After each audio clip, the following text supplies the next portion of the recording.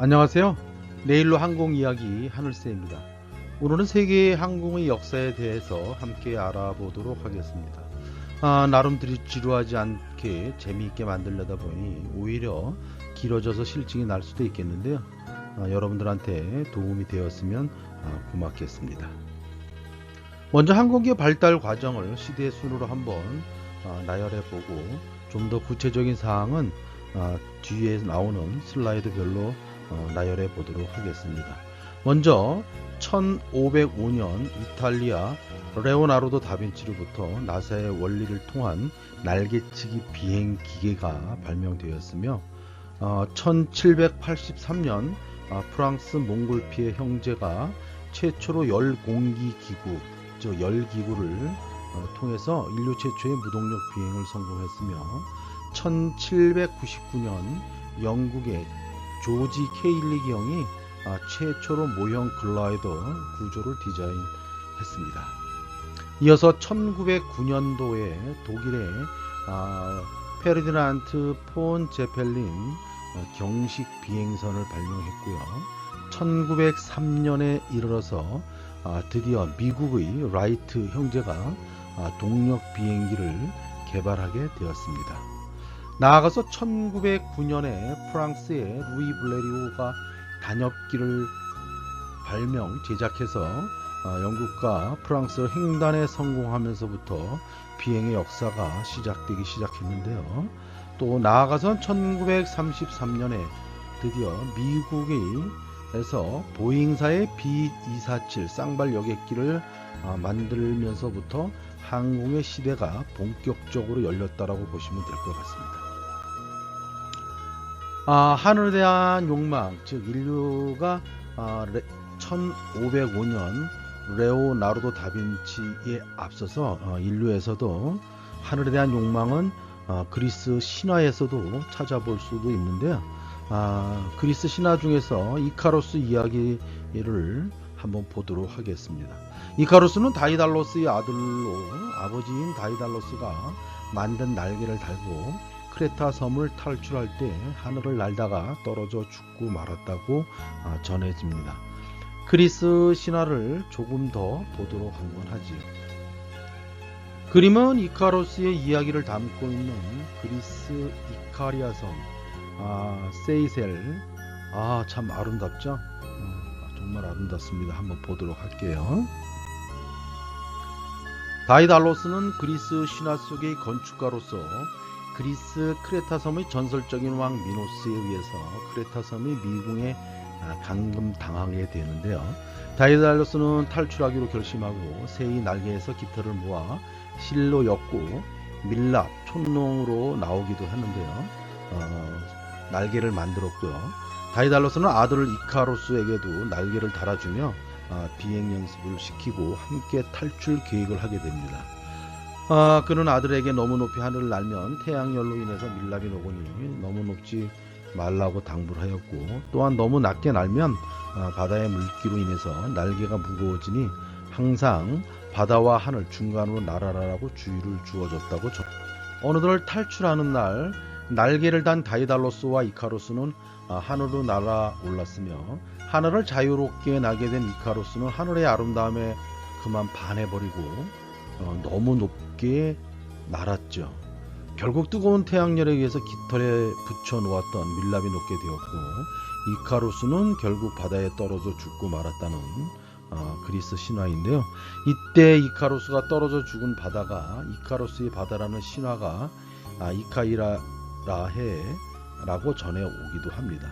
이렇듯 비행에 대한 인간의 욕망이 시작되었음을 그리스 신화에서 살펴보았고요. 어때요? 바다가 참 아름다운데요. 그림에서 보시는 그리스의 아름다운 섬 하면 또 하나가 있는데요. 항공의 역사를 품은 섬, 크레타 섬입니다. 정말 아름답죠. 한번 크레타 섬 속으로 들어가 보도록 하겠습니다. 신화에서 나오는 그리스의 크레타 섬은 그리스에서 가장 큰 섬이자 지중해에서 5번째로 큰 섬이다라고 합니다. 고대 그리스부터 오늘날까지 역사, 문화, 신화, 음악, 방언 등 다양한 방면에 있어서 고유한 문화적 전통과 이야기를 많이 간직하고 있는 섬으로서 고대사에서 크레타는 유럽 문명의 시작하기도 한 장소로서 중요하게 여겨지기도 합니다.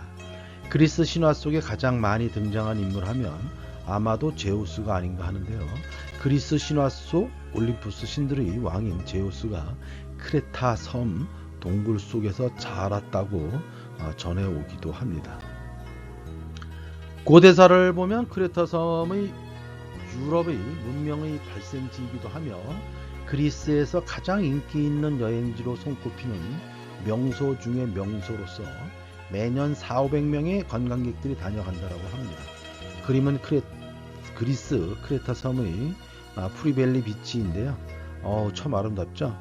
여러분들도 포스트 코로나 또는 위드 코로나가 되면 꼭 한번 다녀오시기 바랍니다.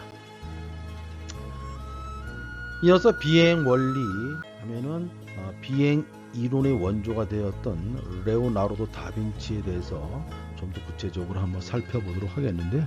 레오나르도 다빈치는 새 비행 원리 과학적으로 분석해서 날개치기 비행 기계와 나사의 원리를 이용한 헬리콥터 모형을 개발하였는데요. 현대의 비행 이론의 근간이 되었던 비행에 대한 기초적인 이론은 레오나르도 다빈치로부터 출발하였다고 봅니다. 다빈치 하면 모나리자, 최후의 만찬 등 번뜩 떠오를 듯한데요. 그에 대해서 논하자면 밤새도록 쓰고도 아마 몇 권을 남겨놓을 듯합니다. 이탈리아 르네상스 시대의 인물이자 인류 역사상 전무후무한 최고의 천재 중의 천재라고 할 수 있겠는데요. 그는 조각가, 발명가, 건축가, 과학자, 예술가, 공학자, 문학가, 해부학자, 천문, 요리, 수학 여러분들이 붙이고 싶은 대로 붙여도 하등의 이유가 없을 정도로 다방면의 천재라고 보시면 됩니다. 이렇도록 그의 솜씨는 자신의 연구 결과를 세세한 그 자신의 그림 솜씨로도 남겨놓아서 현대까지 내려오고 있으며 좌측에 보시는 그림은 1505년 현대 헬리콥터 비행기의 날개의 원리가 된 나사 방식의 비행 계기라고 보시면 되는데요. 저는 여기서 비행기 이론에 관련된 내용만 발췌해서 말씀드리도록 하겠습니다. 다빈치는 예리한 통찰력으로 새의 관찰을 통해서 공기 역학의 원리를 터득하여 하늘을 나는 기구를 발명하게 되었는데요. 새를 보면 충분한 공기 밀도층 위에서는 자체의 중량을 지지할 정도로 뜨게 된다는 것을 발견하였고, 이를 토대로 1490년 박쥐의 날개를 모델로 한 오니쇼터를 설계하였다고 합니다. 오니쇼터는 그리스어로 새와 날개를 의미하는 단어이며, 이는 조종자가 발로 땅을 밀어내며 진짜 새처럼 날개를 힘차게 퍼덕여야지만 했다라고 합니다. 그림에 보시는 거 보시면 되겠고요. 그 후 오니쇼터를 설계한 지 10년 후 글라이더를 만들어 높은 지점에 올라가 기류를 타고 하늘로 솟구쳐야 했다고 하며, 펄럭이는 날개짓과는 달리 글라이더는 떨어지는 낙하와 새의 활공의 영감을 받았던 비행 기구였다고 합니다. 2010년 들어서 캐나다 엔지니어들이 다빈치의 오니쇼터를 본떠 만든 스노우보드는 145m를 비행하는 데 성공했고, 이륙은 할 수가 없어서 자동차 동력을 이용했다라고 합니다. 이어서 열기구인데요. 열기구는 1783년 몽골피의 형제로부터 인류 최초의 동력 비행을 하게 되었다라고 보시면 됩니다. 1783년 9월 19일 프랑스 베르사유 궁전에서 두 형제는 최초의 생물체, 물을 대표하는 오리와 육지를 대표하는 양, 그리고 공기를 대표했던 닭을 태운 인공적으로 탈 것을 만들어서 하늘로 보내는데 성공을 시작하게 되었는데요. 그 이후 11월 21일 사람이 탄 열기구가 최초로 하늘을 날아오르기도 했습니다. 몽골피의 형제들이 실험에 대한 설화는 몇 가지가 전해내려고 있는데요. 첫째로 벽난로 근처에 걸어 놓았던 아내의 속치마가 따뜻한 공기로 부풀어 올랐던 모습을 보았다는 설도 있고요. 두 번째로 불 속으로 집어넣었던 종이 봉지가 하늘로 날아오르는 것을 보고 영감을 얻었다고도 하고, 세 번째로는 하늘로 피어오르는 연기나 구름을 보고 구상하였다는 등으로 형 조제프 미셀 몽골피에는 아이디어를 구상하던 중 불을 피워 연기를 낸 다음 주머니 속에 공기를 집어넣는 생각으로 그 당시에 종이 공장을 하던 동생을 찾아갔고, 두 형제는 기구 개발에 매진하였다라고 전해옵니다. 1782년 12월 14일 형제는 마을 근처 들판에서 열기구 실험을 하였으며, 이때 열기구는 2km 정도 비행을 착륙했다고 합니다. 이어서 1783년 6월 4일 사람들을 모아놓고 공개 실험을 하였는데, 이 결과가 프랑스 전 지역으로 퍼져나갔고, 또한 프랑스 국왕인 루이 16세가 알게 되었으며 베르사유 궁전에서 역사적인 실험을 하게 됩니다. 18m 기구의 오리와 양과 닭을 태운 열기구는 지상으로부터 440m 높이에 도달하였고, 약 8분 후 3km 떨어진 곳에 내려앉기 시작했는데, 나뭇가지에 약간 찢어지는 사고로 닭을 제외한 나머지 동물들은 멀쩡하였다고 하는데, 닭 또한 나뭇가지에 찢어지는 사고로 다친 게 아니고 출발 전에 양의 발길에 조금 다쳤다라고 전해옵니다. 이렇게 동물을 태운 열기구는 대성공을 하였고, 위험성에 대한 상공, 즉 산소 유무에 대한 의견, 신의 영역인 하늘을 나는 불순한 인간, 이런 것에 따른 혹여나 천벌이 내리지는 않을까 하는 것을 증명하기 위해서 동물을 태웠던 이유였다라고도 합니다. 다음으로서는 1799년 영국의 조지 케일리 경에 인류 최초의 모형 글라이더 구조가 디자인되었는데요. 좀 더 자세히 살펴보시면, 그는 영국의 발명가이자 엔지니어이자 비행사인 조지 케일리 경은 항공공학의 역사에 있어서 가장 중요한 가운데 한 명으로서 그를 최초의 항공조사관이자 비행의 기반 원리와 힘을 이해한 최초의 인물이라고 합니다. 1799년 현대 항공기 개념으로 양력 추진을 제어를 위한 별도의 시스템을 갖춘 고정익기로 출발을 시도하였는데요.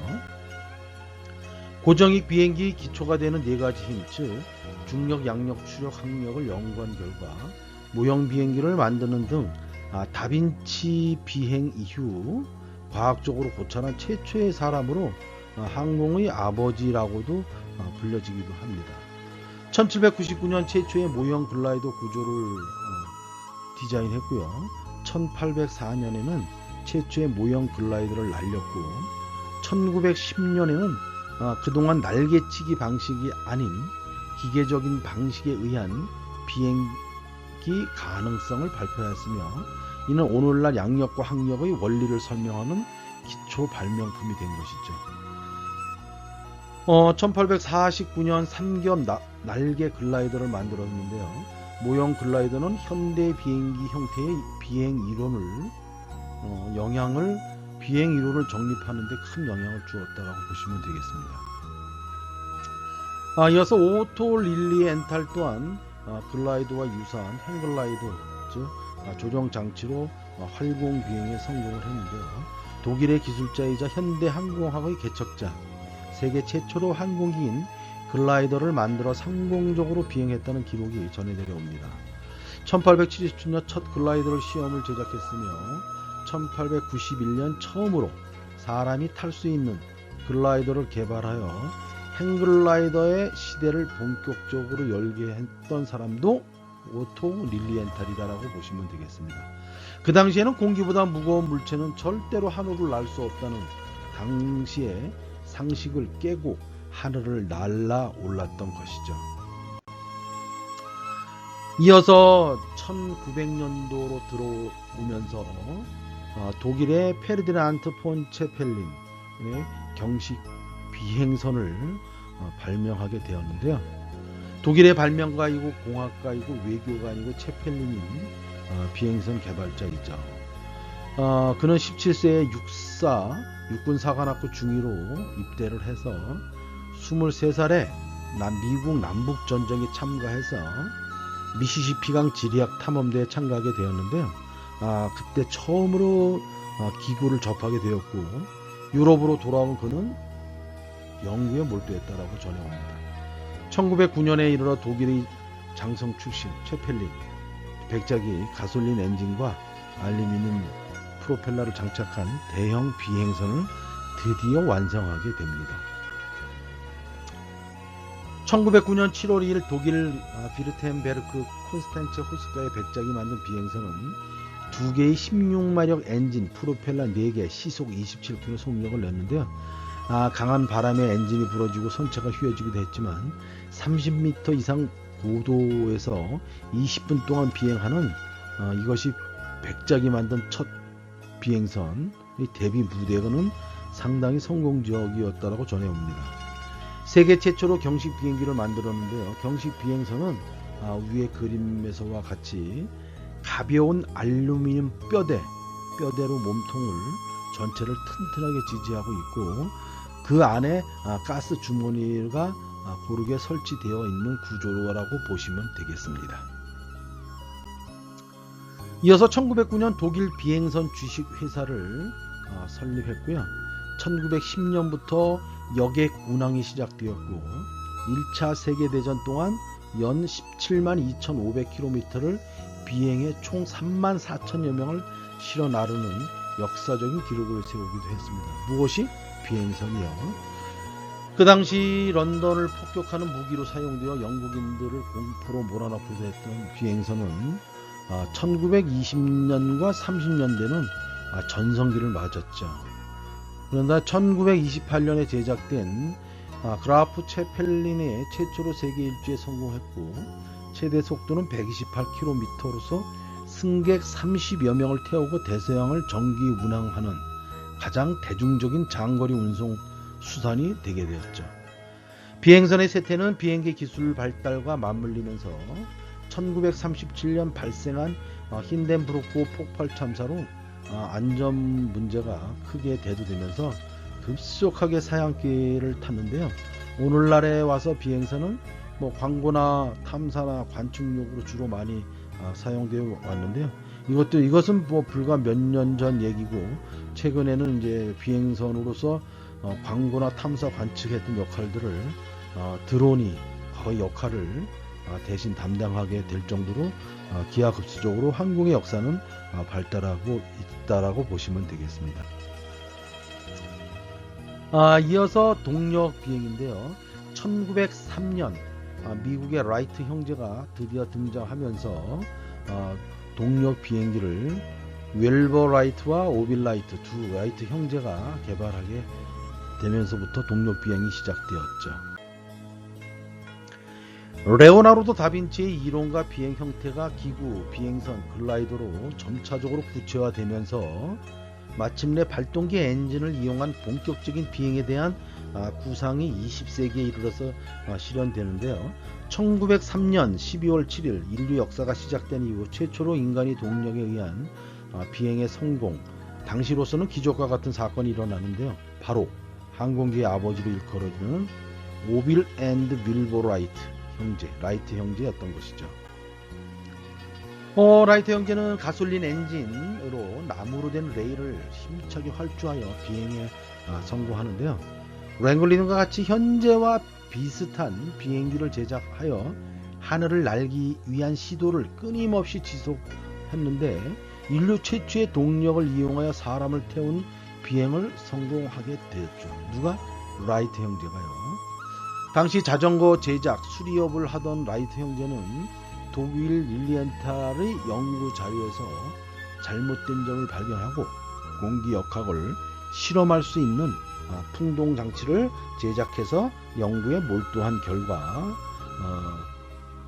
1903년 12월 7일 플라이어 1호기를 제작하게 이르렀습니다.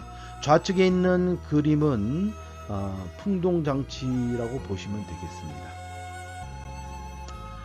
미국 해안 모래 언덕에서 동생 오빌이 먼저 12주 동안 36m를 비행하였고요. 형 윌버가 이 59초 동안 260m를 비행하였고, 라이트 플라이어 1호로 명명된 이 비행기 초기 속도는 시속 48m밖에 되지는 않았으나 이후 세계적으로 비행기 개발 경쟁에 빠른 발전을 돕게 됩니다. 플라이어 1호에는 비행기가 뜨고 내릴 때 안정적으로 조종하기 위한 조종타가 없었고요.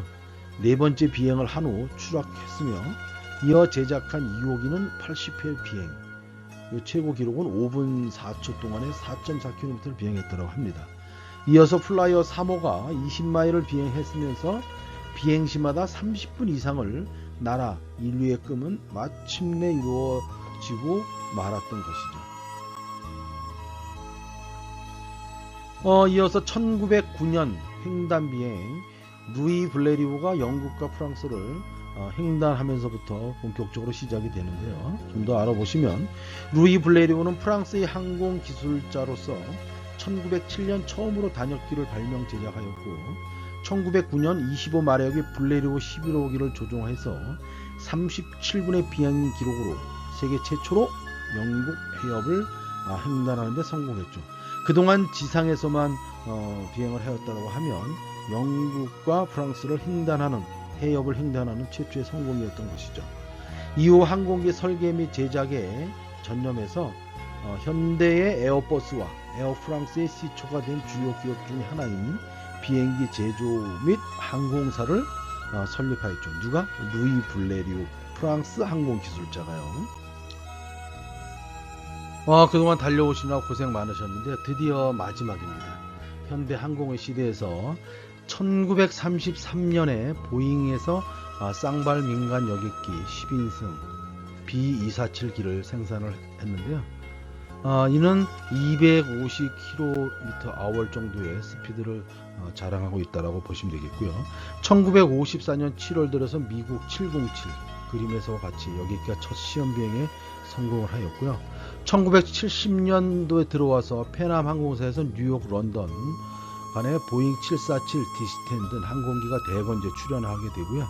1962년도에 영국, 프랑스의 합작 작품인 콩코드기가 개발에 착수해서 69년도에 시험비행에 성공해서 76년도에 대서양, 런던과 뉴욕, 파리와 뉴욕을 노선을 취항하게 됐는데, 어떤 연유인지 현재는 이 항공기는 초음속교에서인데요.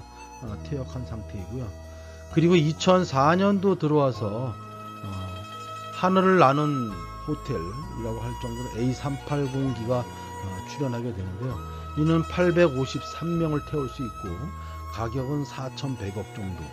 크기는 축구장 크기보다, 즉 축구장에다 항공기를 파킹시켜 놓았을 때 양 윙팁이 축구장 엔드라인 쪽으로 벗어날 정도의 크기라고 보시면 되겠고요. 무게는 560톤. 이해가 잘 안 가시면 코끼리 112마리 정도의 무게다라고 보시면 되겠고요. 높이로는 10층 건물 정도 높이라고 합니다. 이 380 항공기는 우리나라가 현재 대한항공에서 10대, 아시아나항공에서 16대, 그래서 26대를 보유하고 있는데요. 이 항공기는 현재 대한항공 회장님으로부터 5년 내에 퇴출될 거라고 합니다. 항공기가 너무 거대하다 보니까 운영하는데 연료도 많이 들고 비경제성이 있지 않나. 어찌되었던 간에 2004년도에 380 항공기가 이렇게 출연을 하게 되었고요. 그 후속 작품으로서 2009년도 12월에 보잉 787 차세대 항공기라는데 드림라이너라 해서, 이 항공기의 특징은 추후에 기회가 되면 한번 자세하게 살펴보겠지만, 현재 간단하게 말씀드리면 CFRP, 그래서 카본 피버 레인포스트 플라스틱, 탄소 섬유로 만들어져 있다 보니까 대부분 가볍다 보니까 연료 절감이 한 20% 정도 되고, 그 다음에 캐빈 프레셔도 기존의 항공기는 한 8,000피트로 맞추는데 이 항공기는 6,000피트 정도로 캐빈 여합을 하니까 그만큼 아주 안락한 항공기라고 보시면 되겠습니다. 이것으로서 오늘은 세계 항공의 역사에 대하여 알아보았습니다. 다음에는 기회가 된다면 우리나라 항공의 역사에 대해서 한번 알아볼 수 있는 시간을 가지면 어떨까 하고 생각해 봅니다. 이제는 아시겠죠? 구독과 좋아요, 알림 다시 한번 부탁드리면서 다음 기회에 저는 뵙겠습니다. 감사합니다.